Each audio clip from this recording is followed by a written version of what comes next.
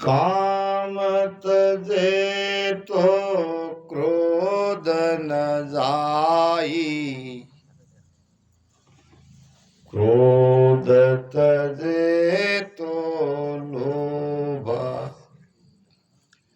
लोभ तजे तो अहंकार न जाई, मान बड़ाई शोभा। कितने शत्रु है हमारे, देख लो। संतों ने बताया है किस किस का त्याग करोगे, कोई ना कोई तो आपको आके परास्त कर ही लेगा। काम तजे तो क्रोध न जाए, काम को अगर छोड़ते हो तो क्रोध आके बीच में खड़ा हो जाता है। क्रोध को बस में करने की कोशिश करते हैं तो लोभ बड़ा परेशान करता है। अब लोभ को छोड़ दिया, काम को छोड़ दिया, क्रोध को भी छोड़ दिया तो अहंकार पीछा नहीं छोड़ता। कहते हैं कि जब राम जी लंका को परास्त करके अयोध्या आए, माता कौशल्या ने पूछा कि बेटा रावण को मार के आए हो? राम ने जवाब दिया, माताजी महाप्रतापी प्रगाढ़ पंडित महाबलशाली चारों वेद के ज्ञाता और शिव तांडव स्तोत्र ग्रंथ के लिखायता, ऐसे रावण को मैंने मारा। किसने मारा? मैंने नहीं मारा, मैंने मारा। ये सारे विभूषण रावण को सुशोभित करने वाले थे। रावण महापराक्रमी था, प्रगाढ़ पंडित था, महाबलशाली था, चार वेद का ज्ञाता था, फिर भी केवल मैं आने से उनका सर्वनाश हो गया। राम ने कहा मेरी क्या औकात उसे मारने की, वो तो अपनी मौत से मरा। तो हम सब भक्ति करने वाले हैं, ज्ञानी हैं, ध्यानी हैं, अहंकार को मत आने दो। ये अहंकार बड़ा हमारा वैरी है, शत्रु है। किया कराया सब गया जब आया अहंकार, संतों के वचन है। जो भी हम कमाते हैं वो जाने में देर नहीं लगेगी, अहंकार आता है तो। और क्रोध विघ्न लगा रहे एक क्रोध के लार। क्रोधी आदमी के पीछे कई प्रकार के विघ्न आ ही जाते हैं। इसलिए अगर लोक में जाना है तो इसका एकमात्र उपाय वो है सुमिरन। सुमिरन के बगैर हम इन सारे विकारों पर विजय नहीं पा सकते। नहीं तो ये आड़े आते ही रहेंगे। तो महाराज ने यहाँ अधरलोक ग्रंथ में, पहले अधरलोक ग्रंथ का अर्थ समझो। अजर किसे कहते हैं? अजर नाम जो जरता नहीं। अब ये जो काया है, ये काया अजर नहीं है, ये जरने वाली है, इसका नाश होने वाला है। काया कितने प्रकार की है? महाराज ने बताया है, ये 5 तत्व की मलमूत्र की कार्यजिक काया है। तो ये मलमूत्र की काया, मगर ये कार्यजिक काया है। जहां चाहे उस देश में इस काया से हम जा सकते हैं। फिर पुण्य भुगताने के लिए कारणिक काया दी जाती है और पाप को भुगताने के लिए याचनिक काया दी जाती है। और फिर सूक्ष्म काया, झिणी काया, ब्रह्म के देश में जब जाते हैं तब सूक्ष्म काया मिलती है। और अमरलोक में जाने के लिए दिव्य काया मिलती है। और वो दिव्य काया का नाश नहीं होता, वो अजर काया है, वो अमर काया है। इन काया से वहां तक नहीं जा सकते। कहते हैं कि विश्वामित्र ने अपने जीवन में 3 बार 60 हजार वर्ष की तपस्या करी। ऐसा कोई दूसरा प्रमाण नहीं है कि जिसकी तपस्या को भंग करने के लिए स्वर्ग से अप्सरा को आना पड़ा। अप्सरा और भी तपी का तप बिगाड़ने के लिए आई हो सकती है, मगर अप्सरा किसी की पत्नी नहीं बनी, बनी तो विश्वामित्र की बनी। कहने का मतलब क्या कि ऐसे महातपी महा ज्ञानी विश्वामित्र एक बार राजा त्रिशंकु जा रहे थे, रास्ते में उनको रोक लिया। कहा कि तुम कहां से आ रहे हो? तो कहने लगे गुरु वशिष्ठ जी महाराज। क्या गुरु वशिष्ठ जी महाराज तुम्हें इस शरीर से स्वर्ग में पहुंचा सकते हैं? तो त्रिशंकु राजा ने पूछा, मैंने पूछा नहीं, जाके पूछ के देखो। अगर तुम्हें इसी शरीर से वो स्वर्ग में पहुंचाते हैं तो उनको गुरु बनाना, नहीं तो छोड़ो, मेरे पास आ जाना।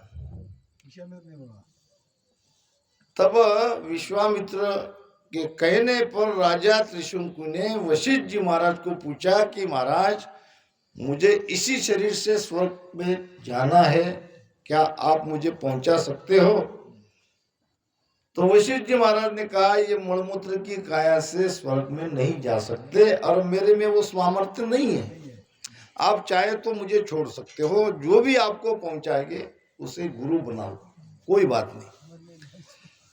विश्वामित्र को गुरु बनाया। विश्वामित्र ने उसके लिए 60 हजार वर्ष की तपस्या करी और उसको सशरीर स्वर्ग में भेज भी दिया।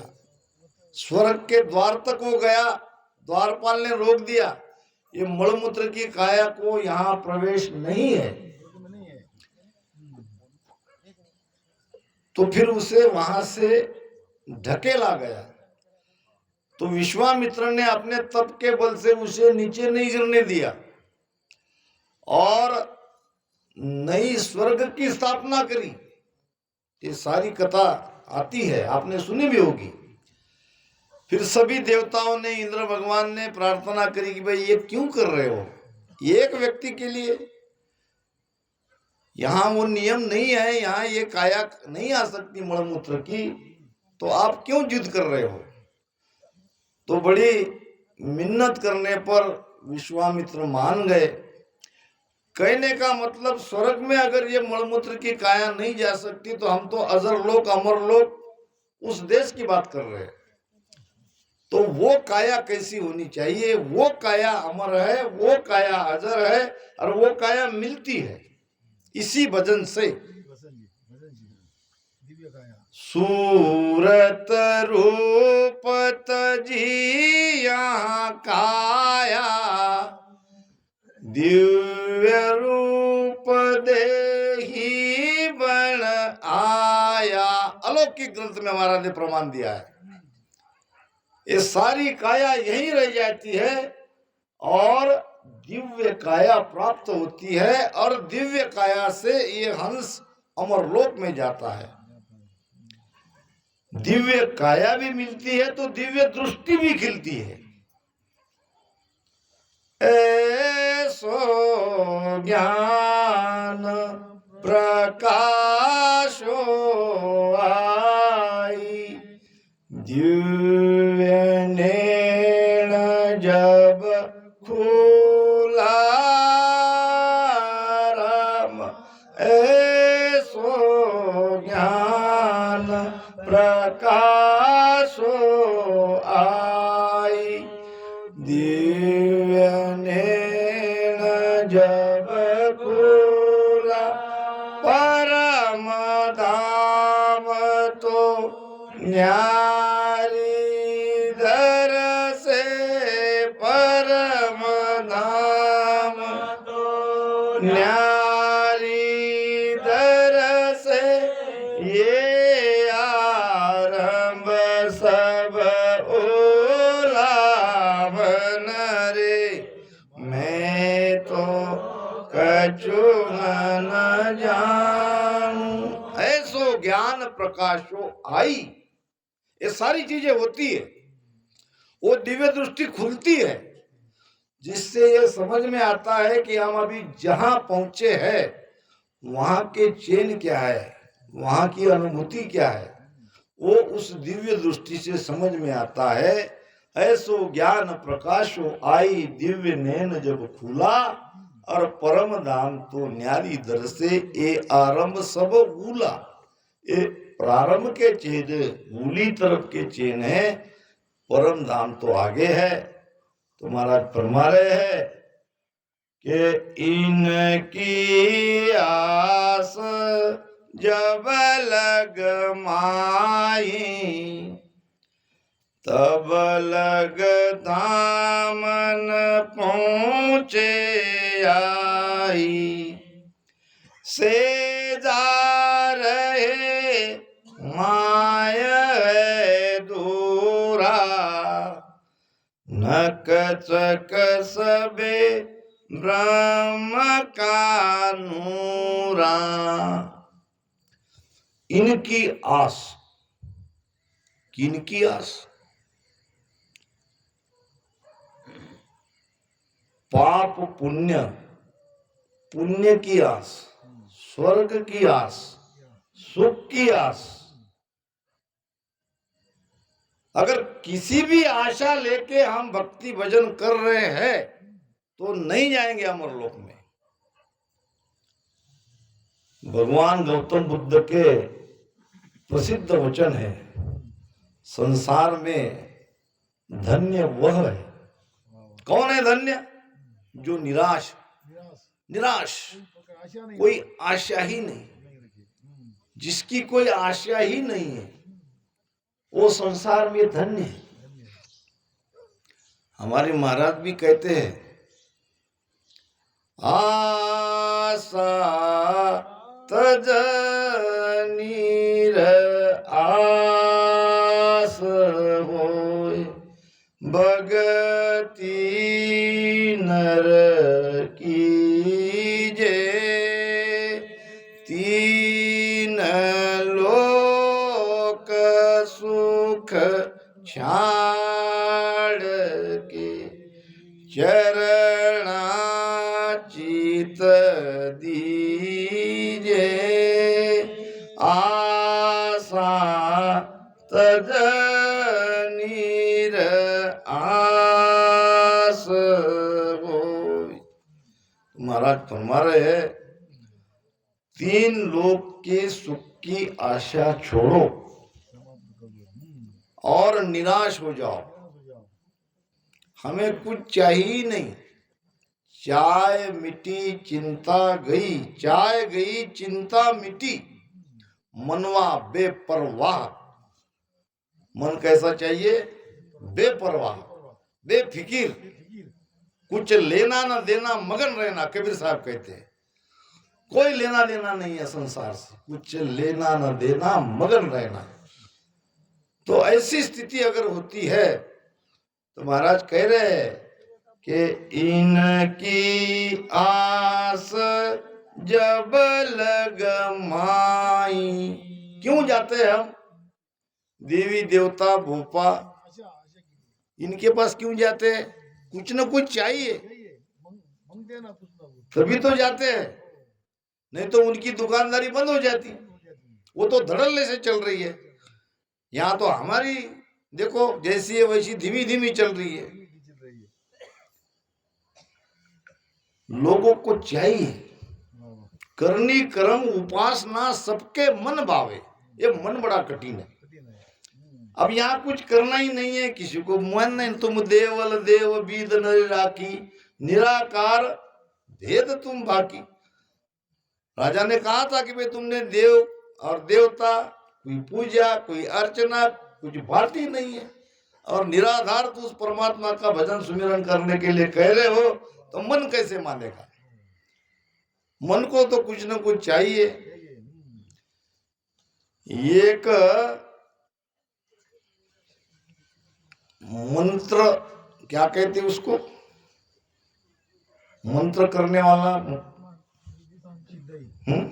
सीधा ही माने, ऐसी तांत्रिकता, कोई तांत्रिकता, जादू टोना तो नहीं था, मगर अपना दुकान चलती थी उसकी बढ़िया। नीम के पत्ते ऐसे सिर पे मारता था और ऐसे मुख से कुछ मंत्र जाप करता था। अब आश्चर्य की बात, भीड़ कभी कम नहीं हो रही थी। अब अच्छे होते कि नहीं होते वो तो पेशेंट को ही पता, मगर लोग बराबर आते थे। एक दिन पत्नी ने कहा, देखो बारिश के दिन आने वाले हैं, घर का छप्पर ठीक नहीं है, थोड़ा छप्पर को ठीक कर दो। तांत्रिक ने कहा देखेंगे करेंगे, अभी कोई बारिश थोड़ी आ रही है, आज करेंगे कल करेंगे, करते करते बारिश का दिन आ गया और बरसात होने लगी, सारे घर में पानी पानी। अब पत्नी को आया गुस्सा, पत्नी की बात नहीं मानी। अब गुस्से से गई तो वहां कुछ बीमार दुखिया बैठे ही थे, सबके ऊपर ऐसी नीम के पत्ते मार मार के कुछ कुछ बड़बड़ा रहे थे मंत्र। पत्नी ने ध्यान से सुना, कुछ ठीक से सुना ही नहीं दे रहा था। अब वो कह रहा था छू, आकाश बांधू पाताल बांधू, मरघट का मसान बांधू, 7 समंदर बांधू, घाट का घटोई बांधू, छू। पहली बार तो पत्नी को समझ में नहीं आया है क्या कह रहा है, छू इतना याद आ रहा। ध्यान से सुना, आकाश बांधू पाताल बांधू, 7 समंदर बांधू, मरघट का मसान बांधू, घाट का घटोई बांधू, छू, ऐसे पत्ते मारता था।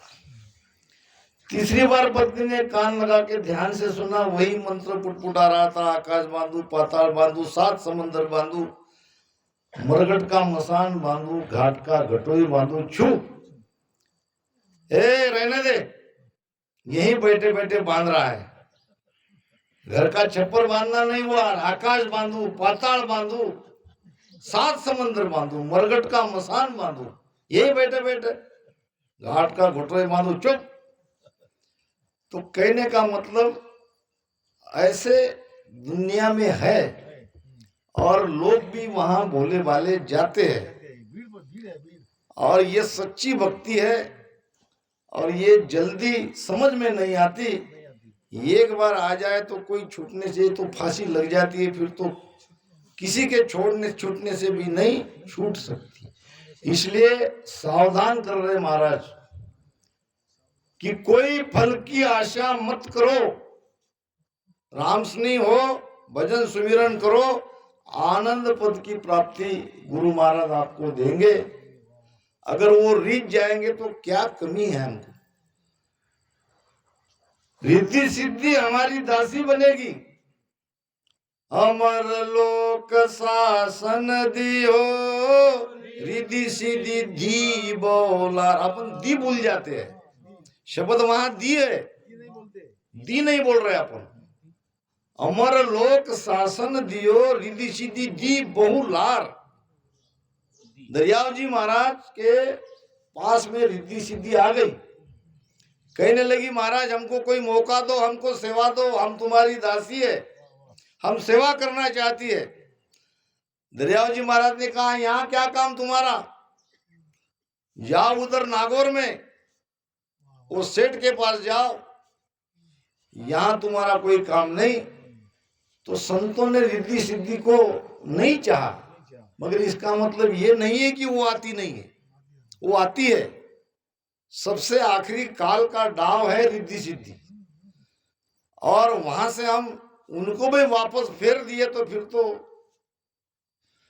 काल भी कुछ नहीं कर सकता। तो इनकी आस जब लग माही, फल की आशा, कुछ चाहिए चाहिए चाहिए चाहिए, यही तो रोना है हमारा। ये मनुष्य आशा लेके बैठता है, और आशा बड़ी दुखदाई है। छोटी सी कथा सुना के आगे बढ़ेंगे कि ये कोई खेल करने वाला तमाशगीर था, और वो खेल करता था रस्सी पे चलाने का, रस्सी पे चलाने का। वो स्वयं ढोल बजाता था, और पत्नी ऐसे खेल होने के बाद पैसा मांगती थी, और 7-8 साल की एक लड़की थी जो रस्सी पे चलती थी, और पेट भरता था, पति पत्नी 2-3 बच्चे। अब वो जो साहित्य था खेल का, लकड़े, बांस, रस्सी, खाने पीने के बर्तन भांडे, ये सब एक गधे पे ले जाता था। गधा भी था उसके पास। अब कभी कभी खेल तमाशा नहीं रहा तो वो अपने गांव में आ जाता था, तब गधे को छोड़ देता था। अब ये गधे का मित्र दूसरा गधा था जो धोबी का था, दोनों मित्र मिलते थे, राम राम राम राम, बहुत दिनों से मिले, एक में का हाल जानते थे। अब ये खेल करने वाले गधे ने उस धोबी के गधे को पूछा, मित्र तेरा क्या हाल है, कैसा चल रहा है? तो बहुत बढ़िया, कोई ज्यादा काम धंधा नहीं, गट्ठर लाना पड़ता कपड़े के नदी तक, धोबी घाट पे ले आए, कपड़े सूख गए और वापस घर पे, बाकी तो मौज है। फिर उसने पूछा, मित्र तुम्हारा क्या हाल है? तुम्हारा सारा पीठ तो अंदर धस गया, लगता है तुम्हारा मालिक बहुत निर्दयी है, बहुत काम करवाता है। उसने कहा हाँ बात तो ऐसी है, मालिक बड़ा दुष्ट है, इस गांव से उस गांव में सामान मेरे पीठ पे लाद के लेते हैं, उसके बच्चे को भी बिठाता है, और खाने को भी ज्यादा नहीं है। फिर उसने कहा तुम भागते क्यों नहीं, छोड़ दो उस मालिक को। छोड़ते था, मगर क्या, ऐसा है कि अब तुमसे क्या छुपाऊं, तुम मेरे मित्र हो, मेरे मालिक की एक लड़की है 8-9 साल की, 7-8 साल की जो है वो बड़ी सुंदर है, और मालिक कहता है ठीक से रस्सी पे चल, अगर गिर गई तो इस गधे के साथ तेरी शादी पक्की। अब ये मैं रोज सुन रहा हूं और आशा में बैठा हूं कि तो कभी न कभी तो वो गिरेगी। अब वो गिर गई तो मेरे साथ उसकी शादी, अब वो गिरेगी नहीं, गिरेगी तो भी शादी। अब ये गधा कोई नहीं, हम ही गधे हैं। हम ही ये संसार में सुख की आशा ढूंढ रहे हैं, यहाँ सुख है ही नहीं। जो चीज जहाँ नहीं है वहां उसे ढूंढ रहे तो दुखी पाओगे। तो इनकी आस जब लग माई, तब लग धाम न पहुंचे आई। नहीं जाएंगे धाम पर, आशा को छोड़ना पड़ेगा, फल का त्याग करना पड़ेगा। से जा रहे माय दूरा, नक चक सबे ब्रह्म का नूरा। देखो कितनी ऊंची बात महाराज बता रहे हैं। ध्यानी की परम अवस्था के बारे में यहाँ समझा रहे हैं ये जब गुरु महाराज की कृपा से कुदरत कला नियंचर जागृत होता है तो नियंचर करता क्या है? नियंचर मन का बंधन तोड़ देता है। मन की एक भी नहीं चलती है शब्द के सामने, और नख से चक तक वो ध्वनि हमको सुनाई देती है ररंकार की। जब शरीर में वो ध्वनि सुनाई देती है तो वो ररंकार ही है, क्योंकि हम सांसों सांस में राम राम रटन कर रहे हैं। तो नख से चक तक ये ध्वनि सुनाई देती है और सुनने वाली हमारी सुरती बराबर लगी रहती है। तो इस प्रकार हम सहज में ही इस संसार से, मन से दूर हो जाते हैं और उस शब्द के साथ हमारी सुरती लगी हुई रहती है। ये पराक्रम है सत्शब्द नियंचर का। ब्रह्म बिना नहीं आन दिखावे, द्रव्य बिना न गेणो पावे, ऐसो ज्ञान उपजे माई, बिना ब्रह्म कछु दिसे नाही। महाराज फरमा रहे हैं ब्रह्म बिना नहीं आन दिखावे। एक ही ब्रह्म सब जगह व्यापक है, उसकी अनुभूति आने लगती है। और ये राजयोग की भक्ति करने वाला बिना ब्रह्म के और कोई देखना ही नहीं चाहता। नहीं दिसे नहीं देखूं, रूप रंग कछु चैन। नहीं दिखे और नहीं देखूं, एक तो दिखता नहीं और देखने की इच्छा भी नहीं। के ब्रह्म बिना नहीं आन दिखावे। आन क्या? माया के परिचय चमत्कार। ये नहीं दिखते, रास्ते में तो वो लगते हैं, मगर वहां से हमको जल्दी से सुरती को आगे ले जाना पड़ता है, उसमें अटकना नहीं पड़ता। तो ब्रह्म बिना नहीं आन दिखावे, द्रव्य बिना न गेणु क्वावे। अब महाराज यहाँ ब्रह्म ज्ञान की और बाकी की भक्ति की तुलना करते हैं। गहना और भी बन सकते हैं, बाकी जो भी है धातु 7 प्रकार के हैं, इनके भी गहने बनते हैं। मगर जो सोने के गहने हैं या चांदी के गहने हैं, इनकी कीमत वो जर्मन के कतिल के गहने नहीं कर सकते। दिखने को तो वो भी गहने हैं, मगर वो गहना नहीं कहलाएगा, वो कीमतवान नहीं है। भक्तियां सब अपनी अपनी जगह सही है, मगर मोक्ष नहीं होता, आवागमन नहीं मिटता।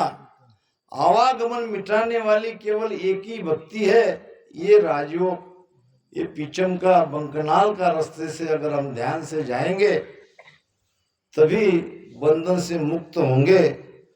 तो ब्रह्म बिना नहीं आन दिखावे, द्रव्य बिना न गेणो क्वावे, ऐसो ज्ञान उपजे माई। ये ज्ञान प्रकटता है भीतर में। कैसा? बिना ब्रह्म कछु दिसे नाही। ब्रह्म ही ब्रह्म।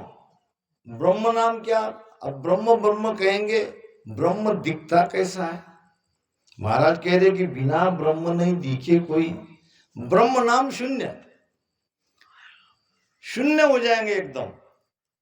ये सत्स्वरूप आनंद पद का भी अनुभव नहीं है, उसके उली तरफ का ही है, ब्रह्म नाम शून्य। तो जैसे हम रात में सोते हैं, सोने के बाद कुछ पता ही नहीं चलता, मगर जब उठते हैं सुबह तो बड़ी ताजगी महसूस होती है।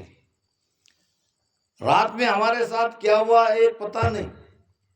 नींद भी एक समाधि है, तो ये भी एक समाधि है। ब्रह्म समाध रात दिन लागी, ये स्थिति से हमको जाना पड़ता है।